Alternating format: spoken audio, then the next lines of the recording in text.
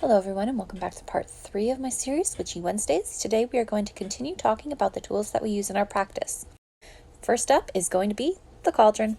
Since cauldrons were easy to disguise as regular cooking pots, we usually think of them as being cast iron or metal. However, due to the rise in spirituality these days and New Age thinking, cauldrons can be made out of anything. However, not being needed for cooking, they can also be much smaller to fit on your altar or in your sacred space. Mine, for instance, is about the size of a little mini souffle dish. However, I also use metal because when I want to burn things, it doesn't burn. I have little to no risk of a fire damage when it comes to a cast iron cauldron. Cauldrons are mainly used to be containers for herbs, candles, and other magical objects. It is truly up to the practitioner about how they want to use or what they want their cauldron to be.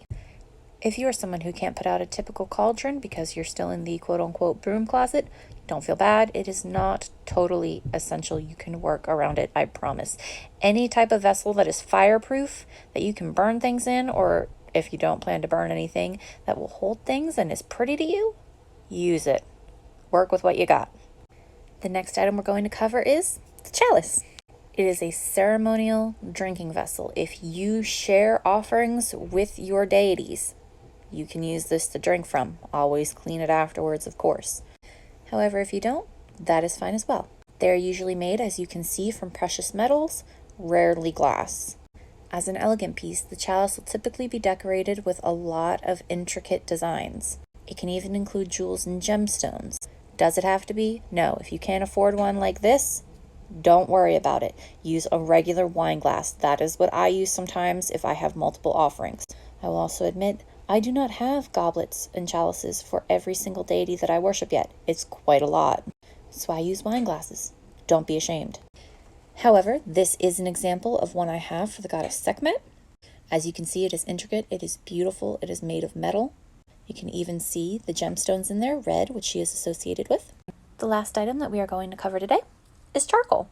Charcoal is a necessary component for incense and oil burning. Usually you can find them in little discs these days. That is usually the best quality charcoal that you can find. When burning, these little 1-inch discs give about 45 minutes of burning time, just so that you're aware. Charcoal is also a great way to write in your grimoire. You can mix that or ash, if you don't have actual charcoal on hand, with water or vinegar.